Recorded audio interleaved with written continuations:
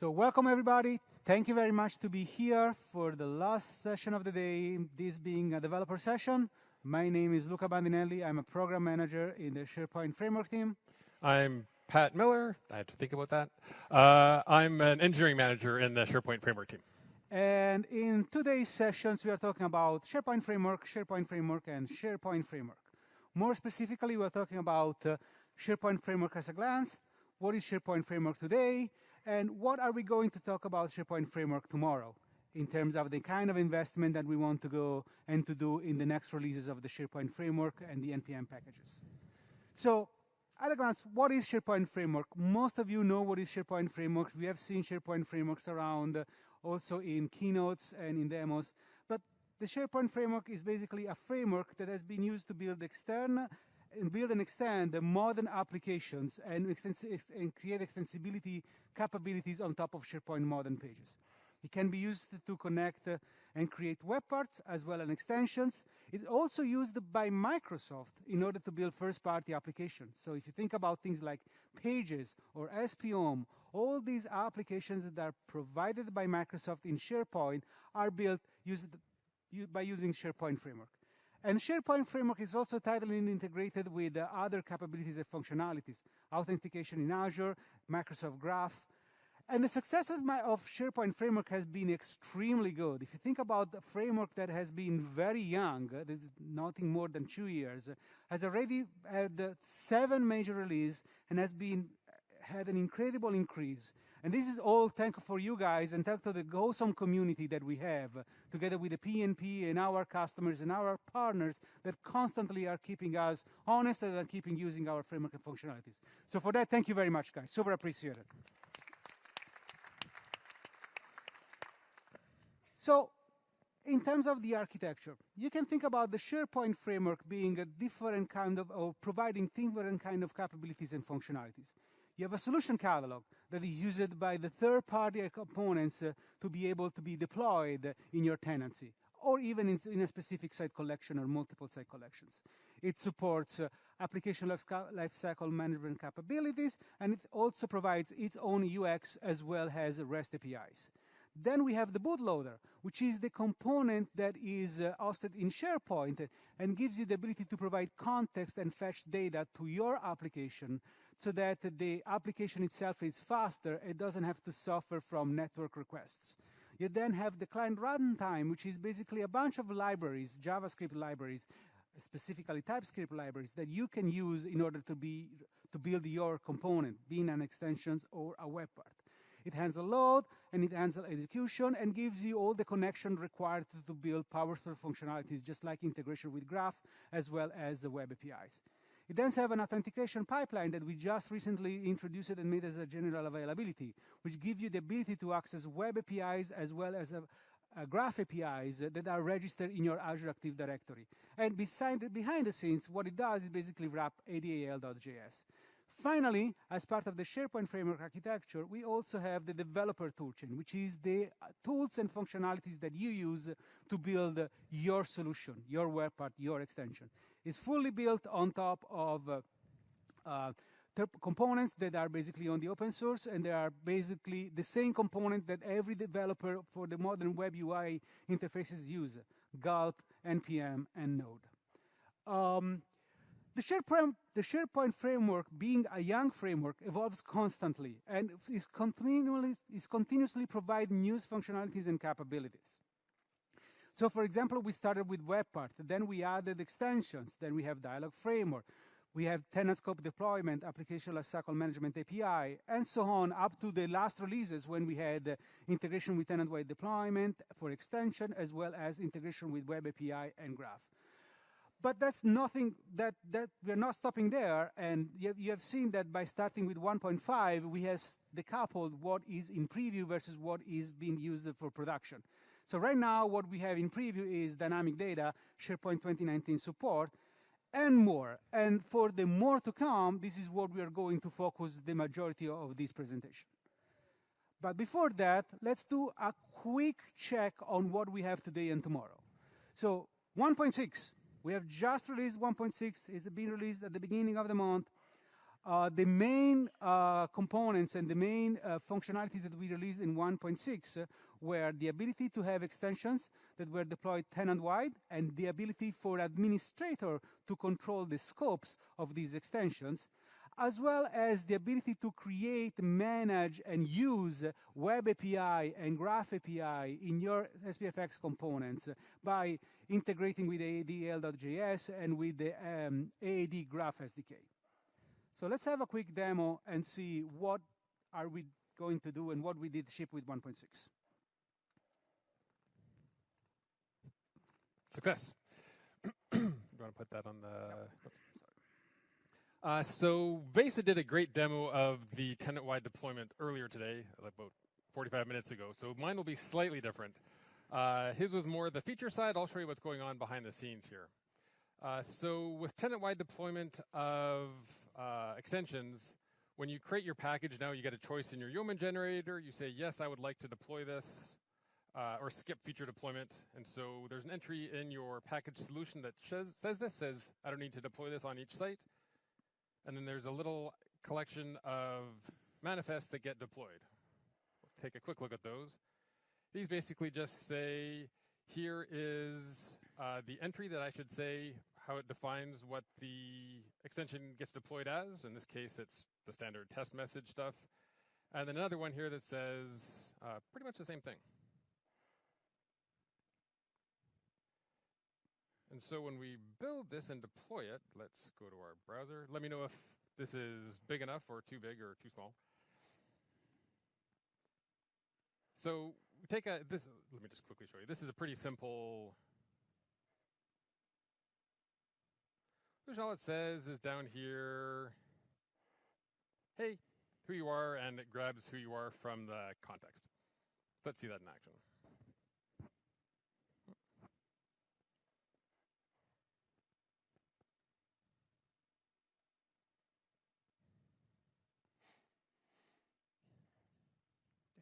Deploying the package.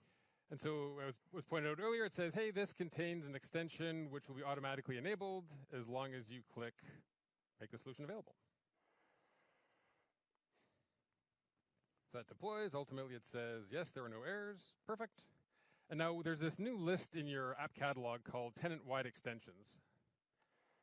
And this is where the registration happens. And so that those XML files get put into the package and uploaded here, and it says you should run the hello header. Here's the properties that should get assigned. You can specify what sort of list templates should have it, web templates, the sequence ID, the things that are sort of defined on the user custom action object. And so now, if we just go to our site, we didn't activate the feature anywhere, and it says, hey, hello there, without having to run and install this on every single site in your tenancy. So, one other thing to point out here is that this list is not only populated through the app catalog sort of uploading and deploying. You can actually go with your existing extensions right now, add entries in this list, and it'll automatically appear across your tenancy. So you can make your existing extension to be controlled by the tenant admin without redeploying that. Right. And that is tenant-wide deployment. So step 2 is the Graph API. So here is an article from earlier this year on how you had to previously call the graph endpoints from SharePoint. If you are the author of this article, great job. That was a great article. Complicated, not because of the article itself, but because of the technology required to do that. So you had to register Azure AD flows, you had to register apps, there were limits around ADL.js, you had to do your own storage, you had to do processing auth callbacks, you had to inject and hack the ADL.js library, you had to, oh, here's the patch. I guess this is other code you had to add to your system. It goes on and on and on and on and on. And I don't think many people actually use that. Now, though, let's see what it looks like. So on the topic of permissions, so the web API basically says, here's the resource I want to access. It can be Graph. It can be your own Azure AD registered endpoints. It can be line of business apps. You take that and you put it in your package solution, as I have here. And so this now registers when I upload the solution, hey, my solution needs this extra permission. Next, we actually want to call the graph. So down here, let me hide that. So the way this little thing that I've got here works is we just want to print out who your manager is. So not only do I say, hello there, whoever you are, but we'll make a call and get the manager and say, in case you didn't know who your manager was, who it is. So this just says, get my manager, and then the actual call to get the graph is as simple as saying, I'm sorry about promises, but there they are. So you get your MS Graph client factory, then get a client. Then I want to call the API that says, hey, me, who's my manager, and return the display name from the result. Which seems simpler than 75 pages of article. So let's see if this works.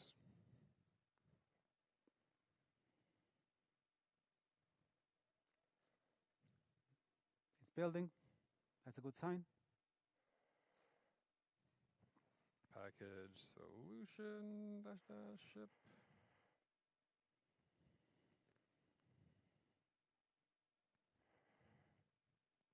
So what's happening is it's creating the package that will be now deployed in the app catalog.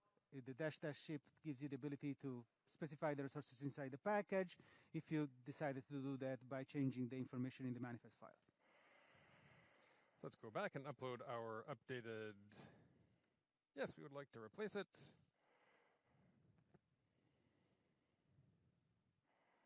Now this time it seems a bit longer than last time. We actually have a scroll bar showing up.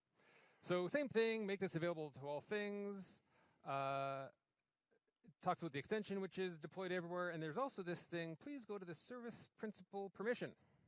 Because it has additional permissions. This package wants Microsoft Graph user read all. That's interesting.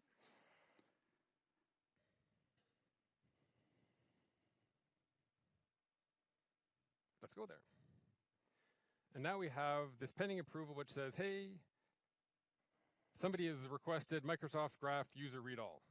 And we'll just hide the fact that I ran this earlier and I already approved it. You can approve this. And when you hit approve, we will go when you will grant the Graph user read permission to your entire tenancy to access the users from the SharePoint framework, as well as any other JavaScript that is running in your tenancy. So script editor, web parts, all those sorts of things will have access as well. Now we go back here and let's see if the code worked. Now, again, it has to do with your promises. It has to download the stuff. It has to authenticate to ADOL. Goes off, and I don't have a manager. That's unfortunate. That's because I'm the admin of the entire site. So if we go and log in as another user here, at the same site, it says, hello there, Pat Miller.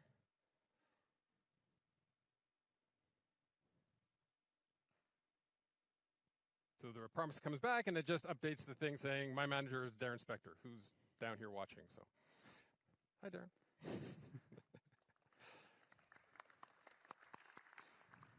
And so that's it. That's all you have to do. A couple lines of code, and you're working with a graph. Cool. Oh, thank you.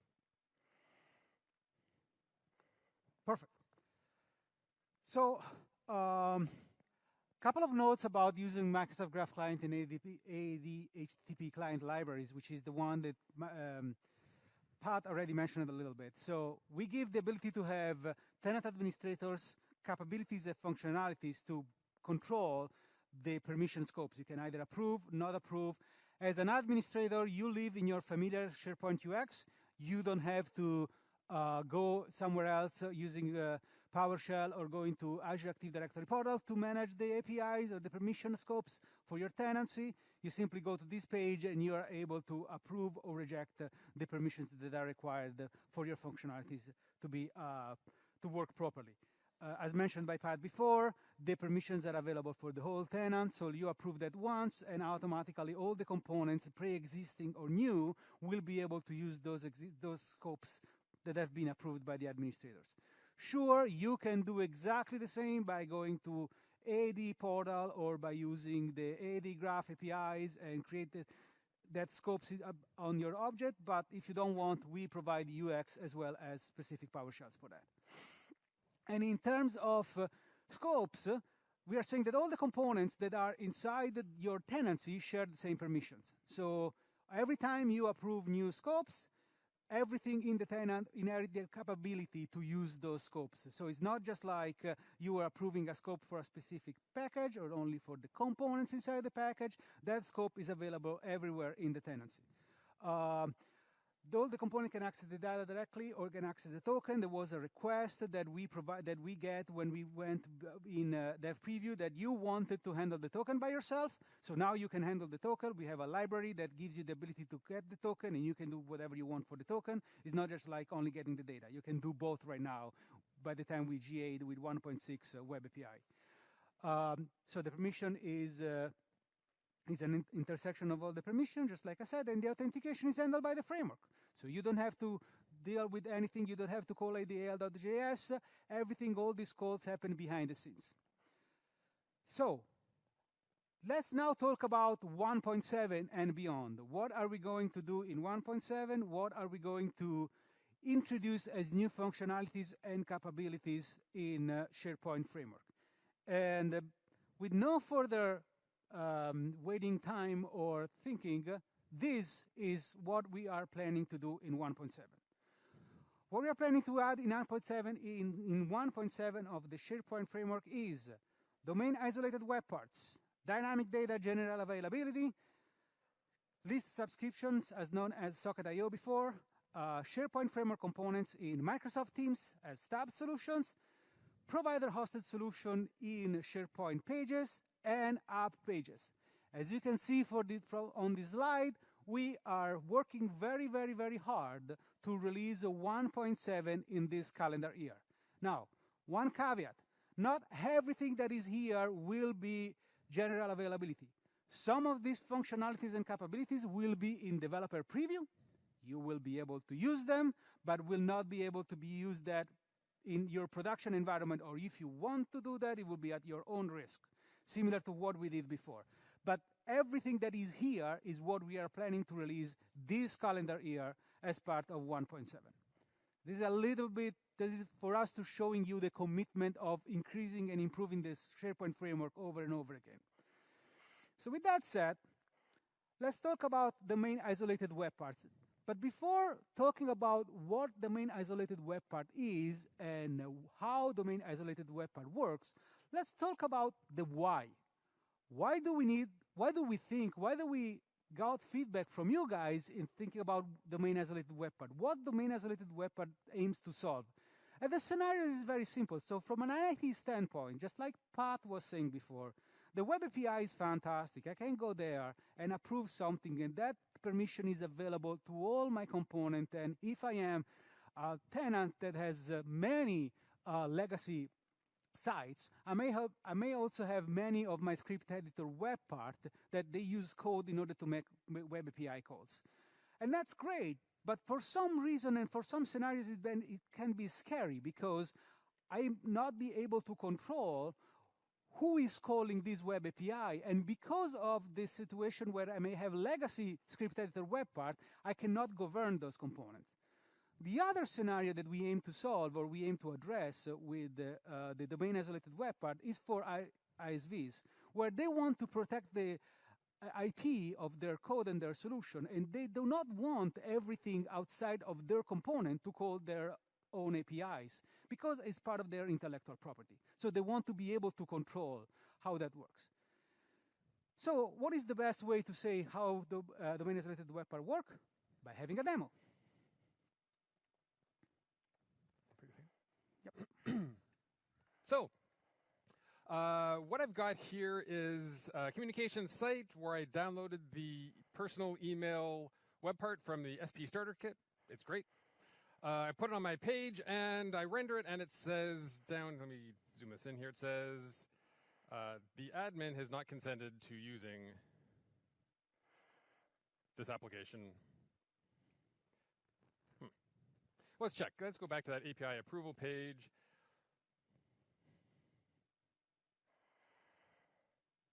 Let's go to the new one. Oh, you're right. So somebody's asking for mail read, but it hasn't been approved yet. So everything seems to be working according to plan, except that I really want that web part to work because I'd like to show my emails on the thing, but my IT guy is less than enthusiastic about that. So let's go to another page in the same site and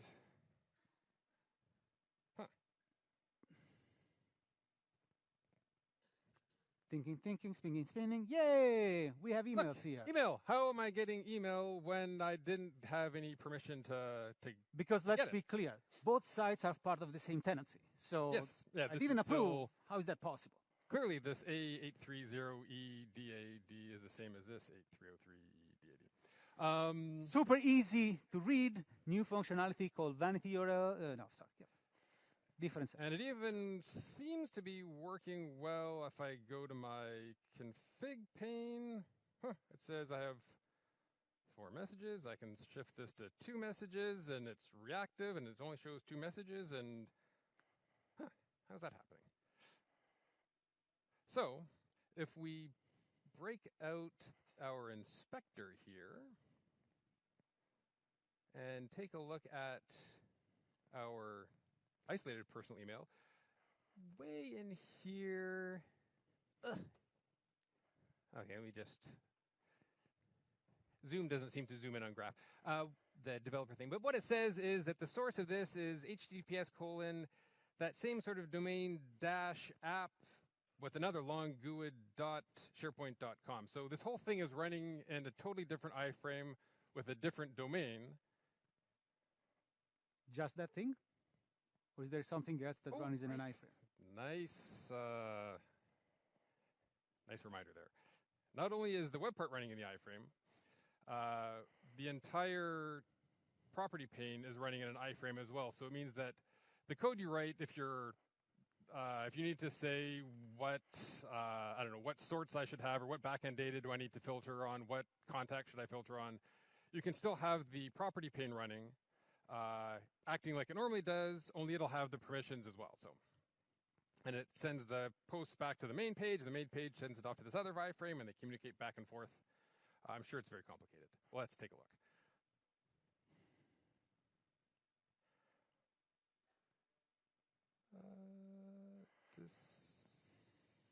Yes. So if we go to Azure AD, which is a wonderful place, how likely am I to recommend the Azure portal? That's a risky question. Let's just close that. So there's this isolated personal email app that has read user mail permissions. So that makes sense. That's how it has permissions to read it. And it looks like somebody's also gone through the trouble of hooking up all of the reply URLs to all the different logon places for the different domain. So how did all of this happen? So what we've done is, if you go up to your package solution, you add one line of text that says, is domain isolated? And then we handle all the rest of it for you. We'll automatically create the Azure app. We will create the iframe. We'll host all of your code in those things. We'll communicate back and forth. Your code doesn't change in any way. You still have access to all of the endpoints, all of the SharePoint endpoints, all of the REST endpoints. You have, in the future, dynamic data will communicate back and forth through that iframe. And all you need to do is add one single line of text that says, isolate this, and that's it.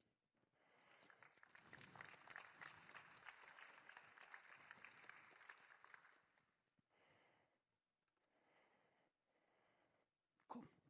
So domain isolated web part basically is a way that we provide for developers and administrators to specify the scope of that specific component or the specific components inside a specific package.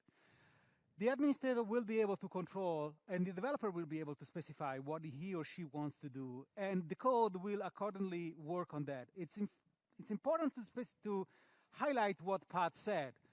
From the developer standpoint, the promise is that the only thing you have to do is change your manifest. And we want to be sure that all the libraries and all the components that I was talking about before are keep working with no problem, so that you don't have to think about your solution being isolated or not, as the framework will handle everything by itself. From the isolation inside the page by iframing the component as well as the property pane, to the registration and the management API inside of the tenancy. And by registration, just like Pat said, what we are going to do is basically we are going to create an app principal for each of these components and stick the permissions on that principal and create the right reply URL and register these reply URLs in our DNS, everything on the fly, with you not having to do nothing like that. So as Pat was mentioning, once the page is there, both the property pane and the both the property pane and the component will run in an iframe and will be able to handle the communication to the rest of the page, including new functionalities like dynamic data. So this is one of the things that we are going to ship as part of 1.7. And just to be completely transparent, this feature we are aiming to ship in 1.7 as a developer preview.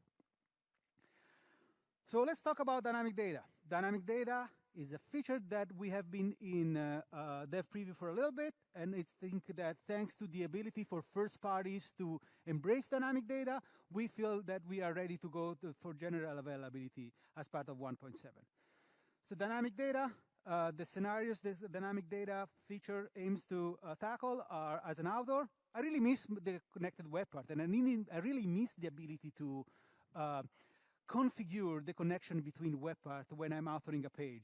And I will add that as an author, I will also like to have a consistent UX as much as I can between first party and third parties. And I don't want the developer to be able to do that because, or at least I don't want the developer to only be able to create their own experience, because it may be a little bit disturbing. Just sure, the developer can always do that, but I would like to have something out of the box that is consistent between first party and third party.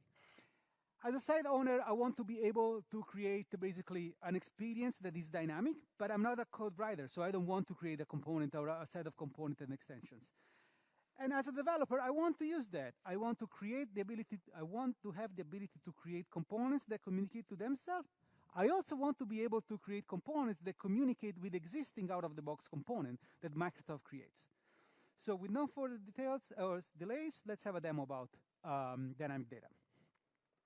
Okay. But since this is a dev talk, we're not going to dwell too much on the author side of stuff. Okay. So here we have yet another great web part from the SP Starter Kit, the banner, which lets me have some text. Hello. An image URL. I can never remember the image URL.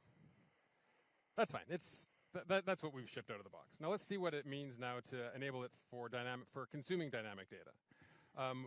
The dynamic data preview, the configuration stuff was really quite rudimentary. There was a single control you could put on a page, and as long as you knew this long archaic path to type into it, you could make it work. But now we've made it a lot easier as a developer to use it. So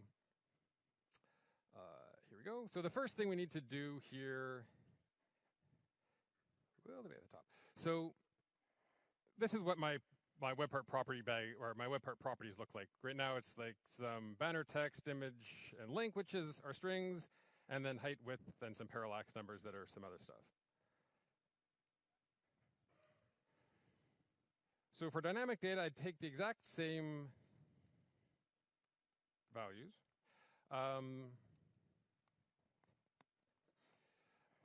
But now instead of saying it's a string, it's the same thing, but I say, this is a dynamic property of type string. And because, unfortunately, at the end of the day, this gets compiled into JavaScript, and JavaScript has no typing information, we need to do something for the web part properties metadata, where currently it says the text is searchable and image source and link. And we modify that slightly and say I will get this by the end of the.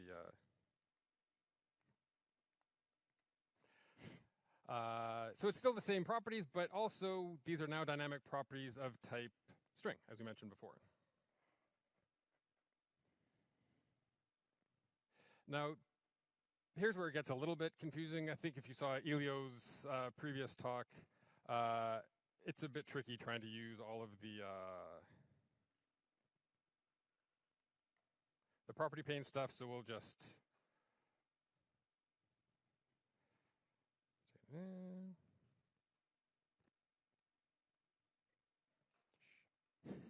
Can't say anything. So we're not using dynamic data anymore. Okay, let me just explain what I've done here. So the property pane configuration, if you've seen any of the demos, there's sometimes like a connect or configure connection, and the property pane changes. And so what we've done here in this release is we say we have a group that has a primary group, which has what we had before, the banner, text, image, and link of type text fields. But we also have the secondary group where we say, actually, these are dynamic field sets, or a dynamic field set, and then it has the text, the image, and the link, but these are dynamic fields, and they share a configuration down to the property depth. We'll explain what that means in a short little bit.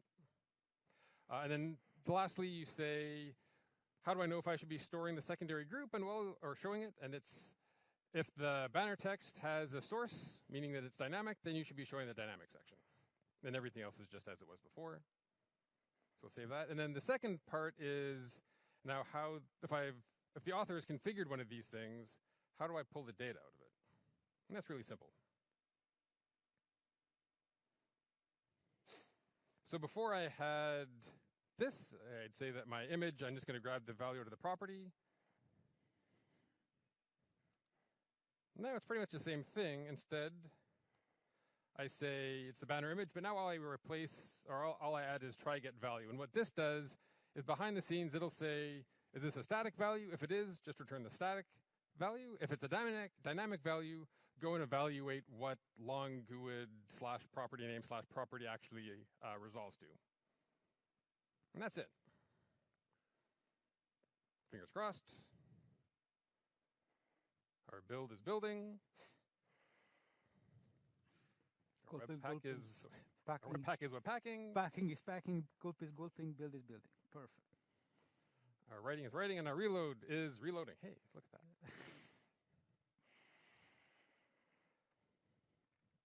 So I have to say, while Pat is doing that you are guys looking at pre-release code. So, I mean, I devoted to the God of Demo 47 disks from Office 97, and I burned that just like to be sure that the God of Demo is good for us.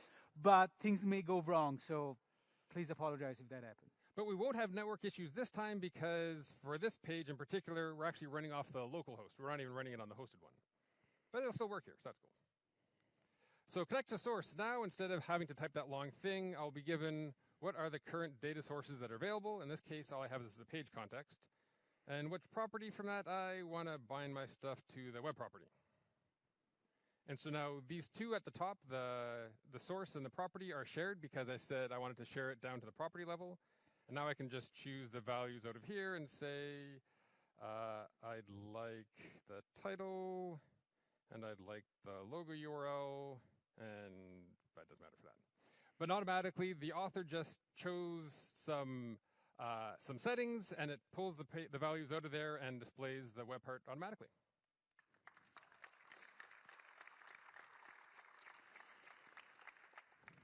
But wait, there's more. As a developer, you actually want to also be able to produce information into that. And so we have this other part called the real-time newsfeed, which is an old web part from the SP dev web part. It's a PNP directory that has about 150 different web parts. I just grabbed one from there, and I click on here, and it's not really doing anything yet. That's kind of boring. Okay, let's try something else. So we don't need our banner because that's up and working. Let's take a look at our real-time newsfeed web part. And so this is going to be our producer. There's a bit more work to produce, not too much though. So this just says it's a React component. I need to pass the information down to the React object. So this just simply says pass the data source manager down to your React object. And I think that's all I need to do in this file.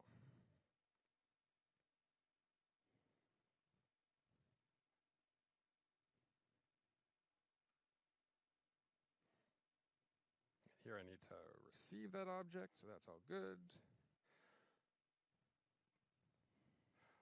Now, at the beginning of the system, sort of like an uninitialized component did mount in React. What I'm doing here is I'm saying, okay, I'd like this web part to be a dynamic data source. So initialize yourself. I need to provide two methods, one called property definitions, which says these are the list of properties that I expose. And one called property value, which says when somebody asks for a specific value of an object, go and evaluate this. And there's another method here that, I'll be honest, I didn't get a chance to implement. What this says is, if you're doing localization, if your property names are less than ideal, so if the ID of a list view web part, for example, is going to be like file ref _0x20 underscore something something, you don't want to show that to the users. And so instead you can say, here's the localized name that should be displayed to the users. Or friendly name, not necessarily localized. Friendly. Localized and friendly. As well as, hey, nobody has actually selected an item, but I still want to provide default data, sample data to the author so that they can still configure this. So I had to supply property definitions and property value. What do those look like? So in property definitions, you return an array of dynamic data property definitions. Makes sense. It just says, here's the ID of it, here's the title, and here's the description. The title and the description you can localize all you want. The ID should remain the same across all the languages, because the ID is what actually gets persisted when you hook up dynamic data. I have get property value, and so in this one, I know what my selected item is from previously in the code, and I just say, if you've asked for my selected item property, return the item title in the title field, the description field, preview URL in the preview, you get the idea. And then here I've just returned the undefined data. Now there's one other thing which says, the reason it's called dynamic data is because it's dynamic, ideally. And so the idea is, as you click along, we'll dynamically update the properties and fire those off to the source, or rather the person that's listening, the consumer. And so this just says, hey, when I've selected an item, I want to tell the data source manager, hey, a property's changed, and that property is the selected item property. Now, it's interesting to note, if you recall, since we have to wait for this build to finish, in the banner web part, which is the consumer, we didn't actually say anything about reacting to changes. And so what happens behind the scenes is this dynamic data property, or this dynamic data property here, object, we hook it up and we, by default, say, when we get the notification event coming back to us, call the render method. You can override that and make it do something else if you want to, but by default, normally when the data changes, you want to re-render, and so we do that for you automatically. Okay, we should be good now. So now I'm actually on the live site to show it still works there, and let's add the real-time newsfeed. Ooh, it looks much nicer without the little 50 pixel by 50 pixel samples. Cats and cactus. Yeah, so this is a teaser for Thursday's talk by Darren, my boss. He's going to talk about cats and cactuses, so this is a teaser to get you all hyped up about that. It all makes sense, really. So now in the configuration, same thing, we can connect to a source. Now we have the web part showing up automatically. I didn't have to do anything there. And that list of properties, I want the selected item. So my overlay text should be, let's call it the title. Oh, no data selected. Oh, wait a second. Let's go back to that. The URL should be, or the image should be the file URL, and the link URL we can say is the file URL as well.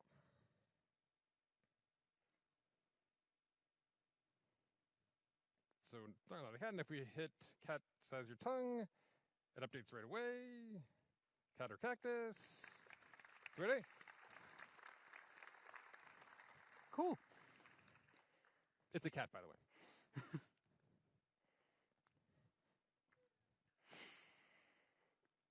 Okay, so dynamic data. Recap with what you just saw. As part of dynamic data, we have the ability to, as a developer, you can specify if you want to be a data source, and as a data source, you decide the set of data that you want to expose and how to expose that. Or you can decide if you want to be a consumer, and as a consumer, you basically understand what kind of data you want to consume and how you want to consume. But just like Pat said, as a consumer, you will not have to think about who is providing data. Sure, you can do that. And as a matter of fact, there may be scenarios where you want to say, I only want to consume from these specific components, because basically, probably I'm building a solution that is based by provider and consumer, and I only want my consumer to be able to consume from the providers that I ship. But if you don't want, we will automatically give you the list of providers, and you will basically leave the author being able to select which kind of provider they want to have. We have built-in data sources. We have web part, extensions, page context, page metadata, user context, page query strings. This is all functionalities that we have available as part of the dynamic data. So what is new in 1.7 that was not part of the dev preview? We now have first-party web parts supporting it, ListView web part being the first one.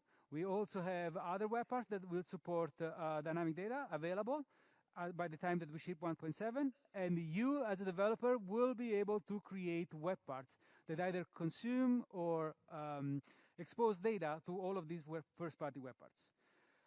We also created, just like Pat was showing and was demonstrating, better APIs to create and consume dynamic data, just like query string and URL fragments, property pane integration. And we also give the ability, just like Pat was saying before, to create friendly and or custom, the ability to create friendly or localized data, as well as the ability to provide sample data in scenario where you want to provide guidelines and you want the end user to have a good experience even if data are not selected. So this is dynamic data. So what's next? Let's talk about list subscriptions. And the scenario the list subscriptions aim to solve are the following. As a user, I want to be able to see the updates that someone else did in a document library without the needs of going back to my web parts to the page where the web part is and click refresh. I want to be able the page to react and give me the updated information with me basically not needing to do that. And as a developer, I know that pulling the information is not good. It's not performant, can be bad, I can do bad things. So I want to be able that the library has been changed or the list has been changed, and I want to be able to get notified by the system to do that without, again, needing to be pulling all this information. So with that in mind, let's take a look at demo.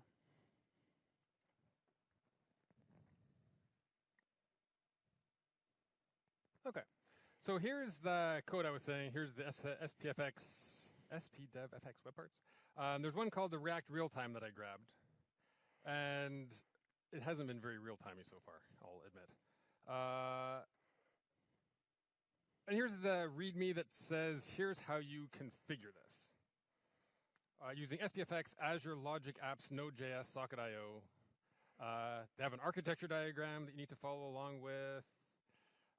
Prerequisites, install the Azure PowerShell SDK. I get to install PNP's PowerShell as well. Well, we've all installed Node and Git, so that's good. Here's the minimal path. So you install Azure Commandlets, you set your username and password, you create a domain. Here's all your configuration. Here's how you create a service bus and a flow designer to push events into your backend service bus. Good grief. Send message. Then you go to your Azure portal, because that was fun, and select your resource, and it goes on and on and on. Yeah, which, to be clear, that was the only way to do that before this, right? But it was a cool demo, and you got to see live updates from your stuff. So that's good. Now, a slight preamble as actually, I'll do that while it's compiling. So let's make this real-time thing actually real-time.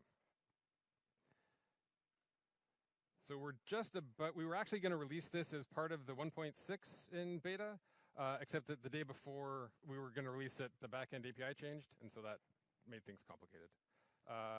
So we're redoing the API, and you guys will get to participate. Things that happen only to you, it happens also to us. This is what it means to use beta code. Right, here's my web part. So again, it's pretty straightforward. There's this new list subscription factory. And so list subscription sounds maybe like a bit of a strange name, but this is basically what the webhooks are called. So you create a subscription to a list, and that gives you your webhook, and then the webhook notifies you of changes. So we're keeping with the same sort of verbiage there. And likewise, I need to pass this down to my React control. It'll complain because it's not ready to receive it. And that's it for here. OK, let's go to the actual object here.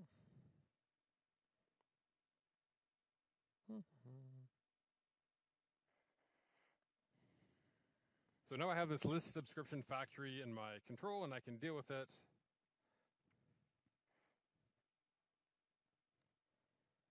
And so what I say is, when somebody has set a list ID, let's configure a list subscription for it.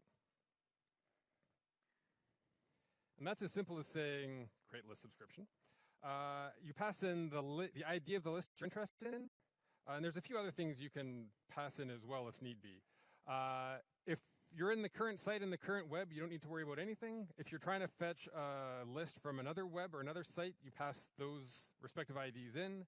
And if you happen to be going, say, from Contoso to contoso.my, right now you have to pass in the domain if it's different from the one that you're trying to pull it from, just because the backend API wants that. For this demo, though, we get to skip all those. So we say, I want this list ID, and on notification, I want you to call on data changed, and when you're connected, call on connect. On connect is pretty simple. It just says, traces out to the console, and when the data is changed, it calls get item async, and it happens to be the thing that kicks off all the rendering. Now, I'll admit there's a bit of a fingers crossed for this demo. The backend API has been a bit flaky over this week. So I might need to try it with a couple different accounts and a couple different tenants and a couple different browsers before it works. But but we are the last session of the day, so. And we're not actually joking. It's OK, let's see. Yes, that's done. That's good. We'll actually get the real-time one now. Now let's just hope for the best here.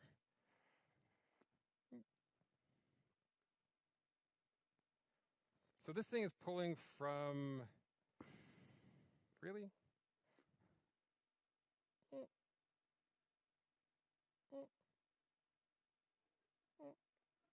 Oh, come on. You're killing me.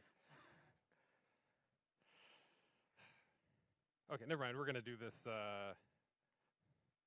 It won't be as spectacular because we'll have to switch back and forth. But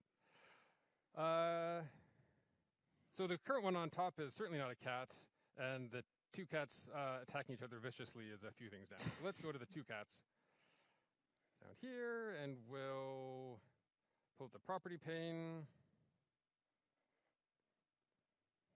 That was not very well written. Madly attacking each other is the really key thing here. Each other.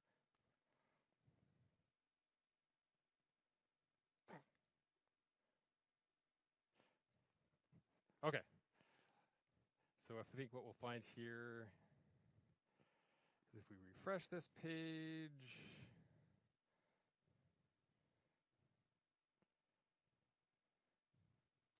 where is Socket.io in here? Oh, no, Socket.io succeeded that time. OK. Let's try this again. Oh, hey, no, that's because I hit refresh, wasn't it? Never mind. Yeah, you can do from here. That's good. Oh, that.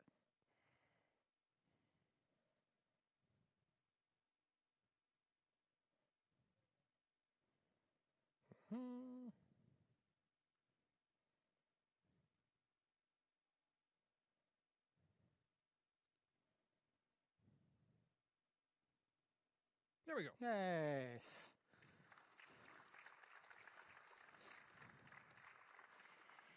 And so it's really quite simple. Like we said, you just hook up. Here's the list I want to connect to. Here's what I want you to do when it changes. And it just works. Yeah, so one thing to point out, we have a few minutes.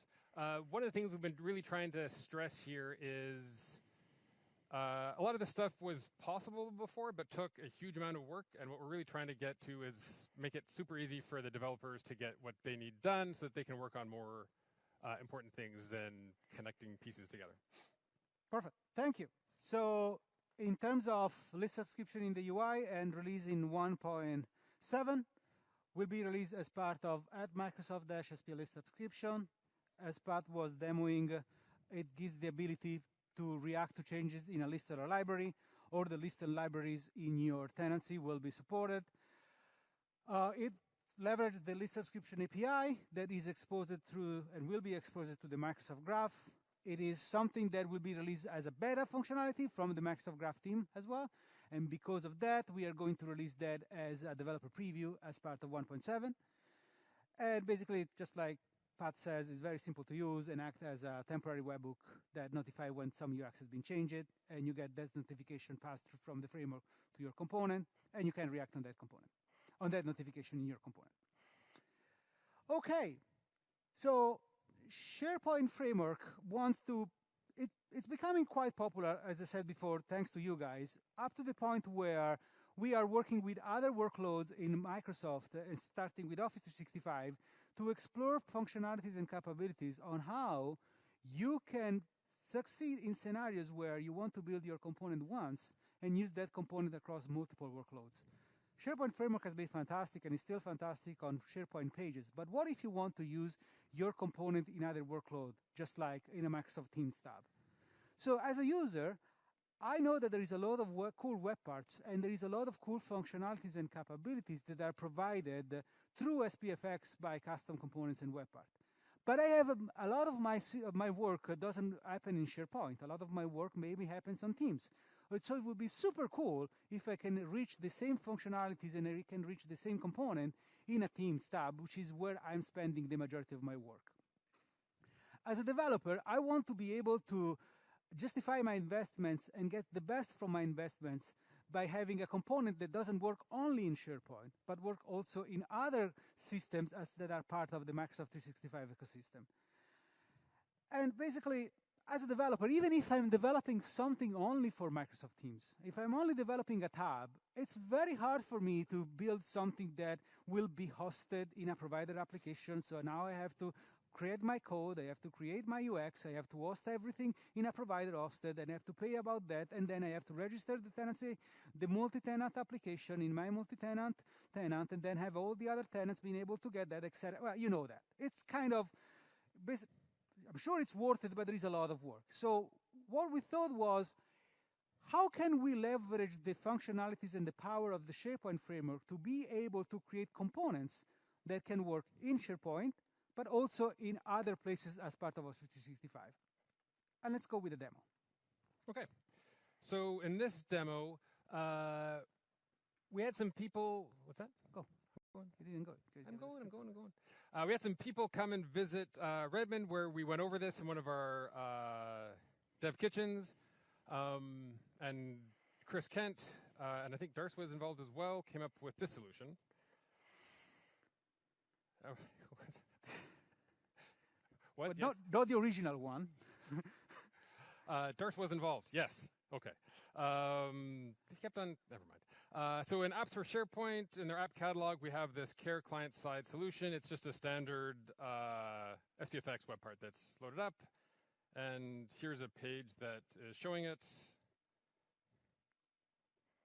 I can select a room here, and it pops up, and I can say I'd like to meal order, and I'd like it assigned to Adam, and submit.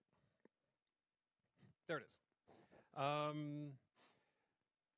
if we go to Teams, in our business development section, we have here in our, this is the manage your team. And then the list of apps that are installed for this is one called Care. That's cool. So it's not a page that hosts the component. It's the component itself that shows up as an available third-party tab solution on your team. Teams, there we go.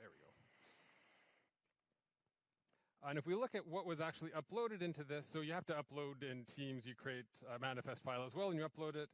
Their manifest is really just a manifest. They don't have code and stuff in theirs because you have to host that all yourself. So it's got a couple little pictures, and then the manifest file, which is really just a totally standard manifest file from Teams. And down here, there's a configuration URL that ultimately you won't have to remember. But down here it just says, you know what? I want component ID this thing, which is the web part for the Care solution. And then resource down here. And other than that, you just upload your package into Teams, and it shows up in your apps list.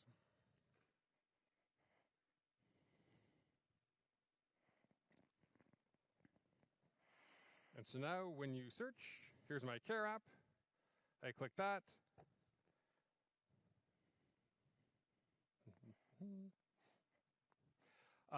And then it goes through the standard configuration that you get in SharePoint. Instead of it being on the property pane, right now it's in the center. We're considering moving that back to a property pane.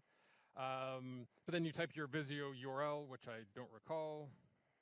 That's okay, because we have one from before. And so it's showing the exact same web part, only this time it's not hosted in a page. I don't need to go to SharePoint and create a page and approve it and have it appear in navigation and fear that somebody's going to go and mess with it and delete it or anything like that.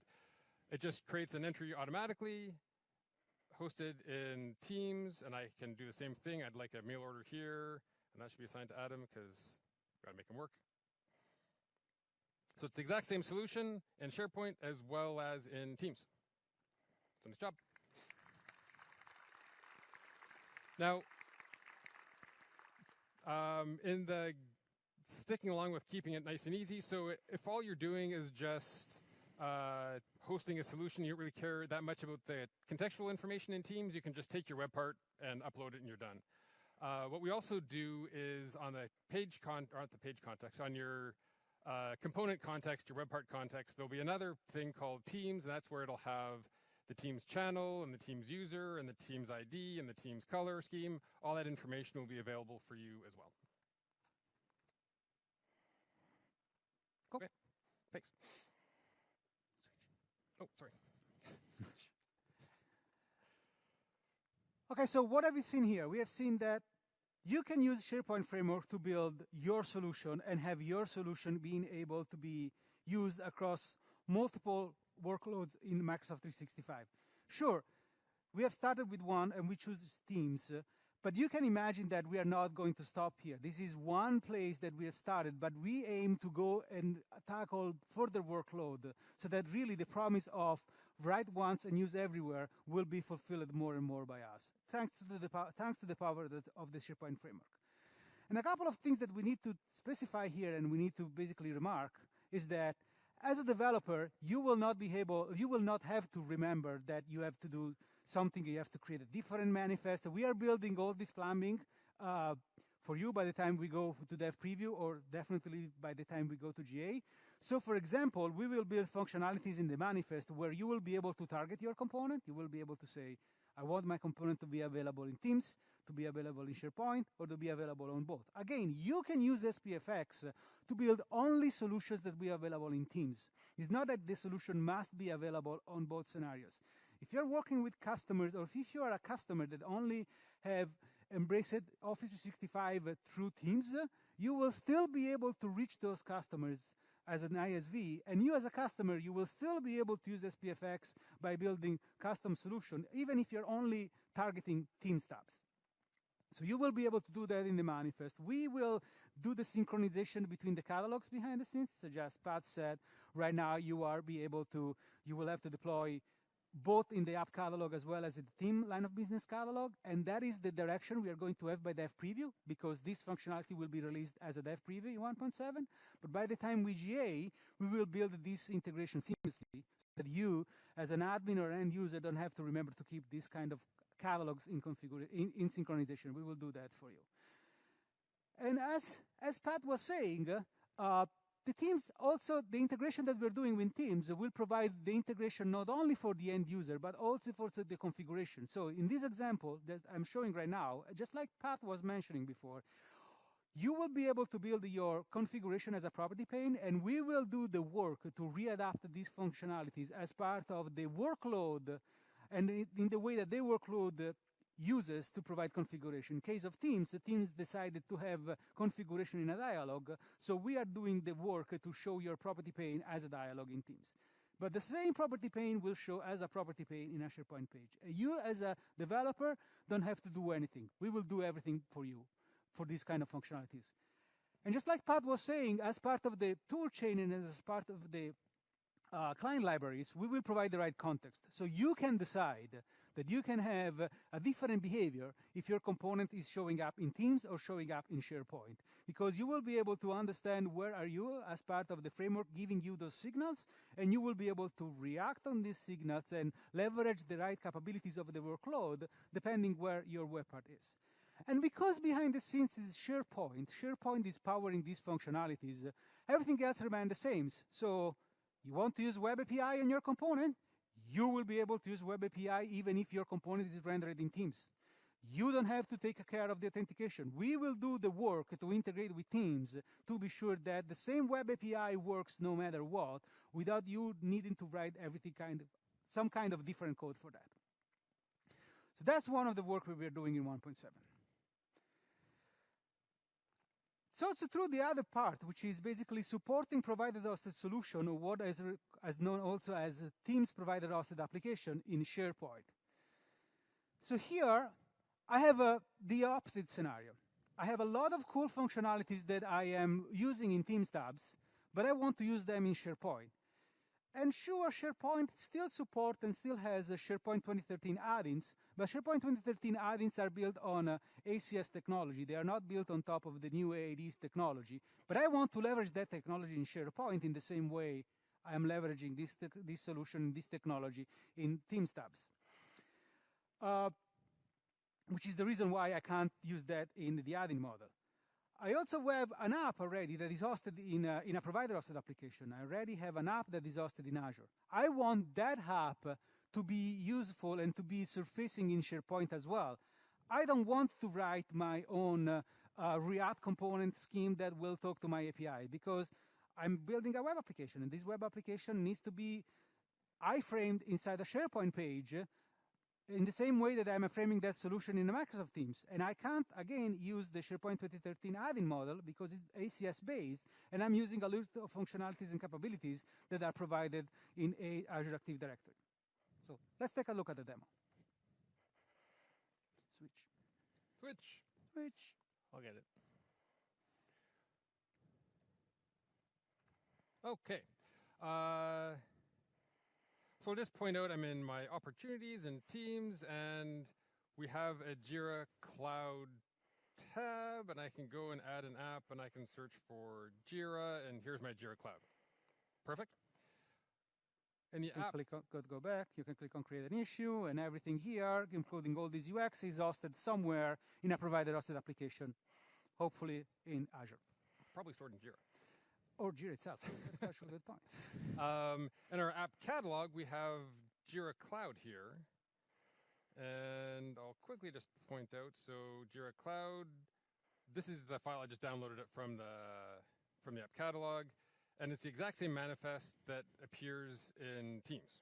So as a matter of fact, the icon is different in the app catalog. It's a zip file. It's not a package file. Right. All the way down to it's got static tabs, dynamic tabs. It even has the bots in it. So that's a full Teams solution. that include not only a tab, but also bots and other functionalities. So we upload the same app manifest into SharePoint, and now when I go to my site here, I can create a new, start with a blank page. Jeez. Hello, Jira.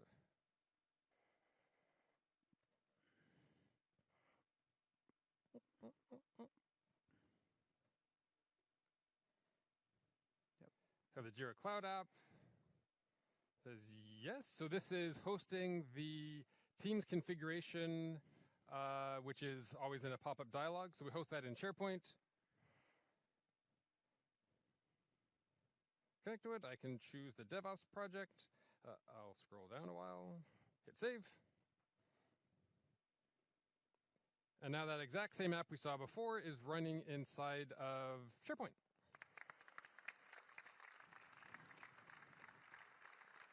Now, it's worth, and so everything works the same, it's worth pointing out that when we were in the run-up to Ignite about a week ago, I guess, we're like, the demos we have to show this are not very good.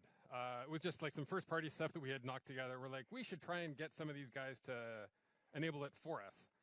And it took like 2, maybe 3 days, and Jira and Rika both converted their stuff and gave us the package. We can upload it.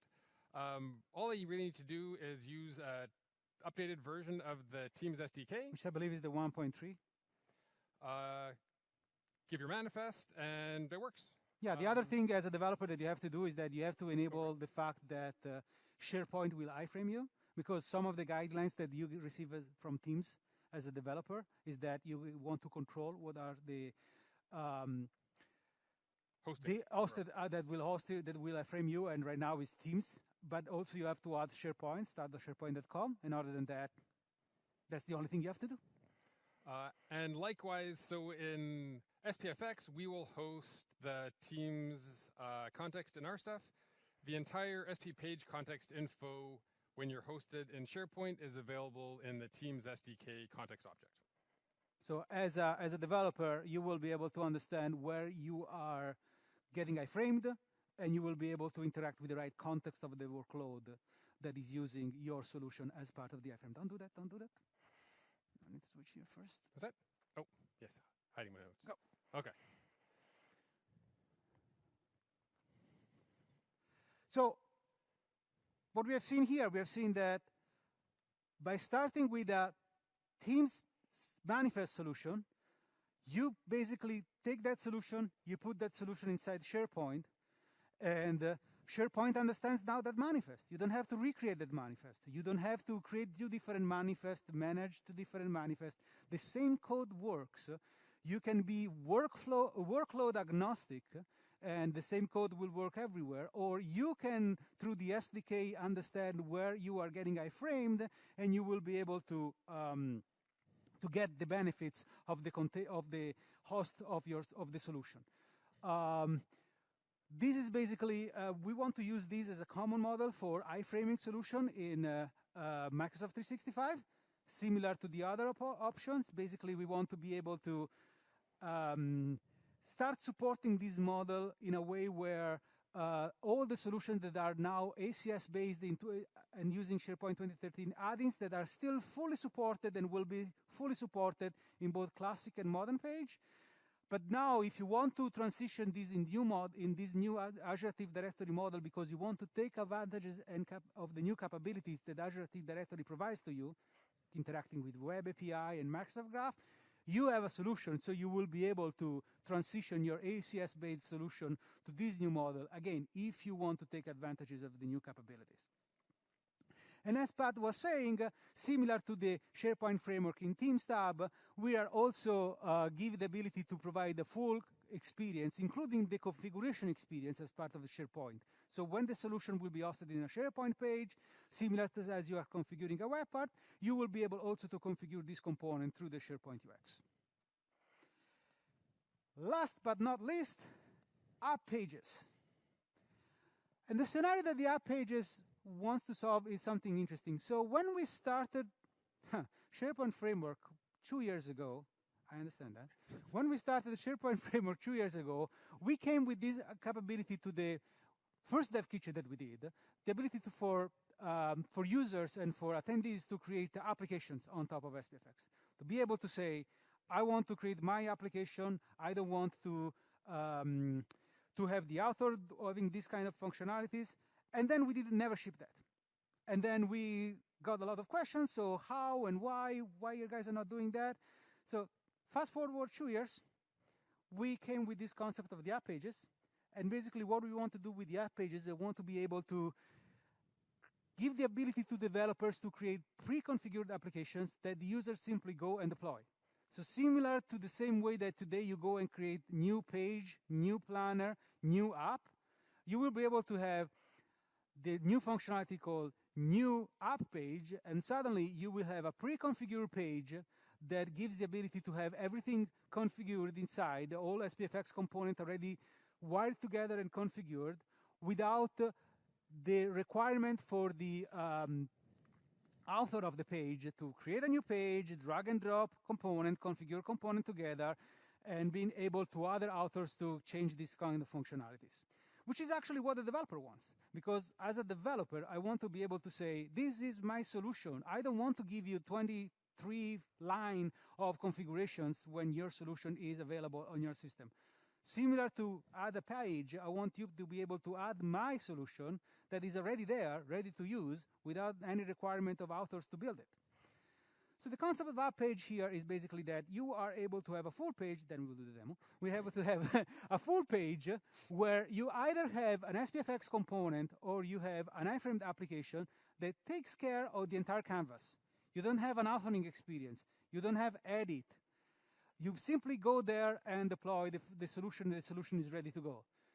Because of is a canvas that understands the page concept, the entire navigation and basically Chrome of your R page will inherit from the same Chrome and navigation that all the other pages in the site are. So you can imagine that as a developer, you will only be able to say, or you will only have to say, this is what my page is, deploy that, and depending if you're showing that in a communication site or on a team site, we will be able to handle the Chrome, the theming, and the navigation for you. So let's have a quick demo of that.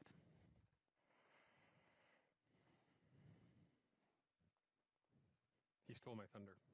Okay, Yeah, so but you are not. They're seeing your script. No, they're not. Oh, fine. Okay. Good. Sorry. So here's the page we created before, the Jira page. So it's great. It's got my Jira content in there. I can use it. But it's really set up for sort of the lightweight, beautiful viewing. I've got a generous header here where I can put pictures.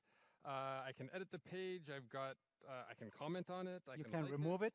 I can edit it and remove it. And I have the funky double scroll bar thing going on where I've got like 4 things in my Jira that are showing up, and then I can have my little scroll bar right here. And so here's what it would look like in an app page. So, and it's not fake. Click on create issue. Yeah. So everything is still the same. We've got the site sort of branding and theming, so you know where you're at. The navigation is still the same. We handle all of this. Our page router is still going by as you're navigating from page to page. You know who's in the site and so forth. But the application itself now goes from edge to edge, top to bottom. There's only one single scroll bar, which is contained by the application itself. The edit button has gone away. I can create an issue. It works. And it works. This one, not so much. Well, it still works, but the UX experience is slightly different. And that's it. Thanks very much.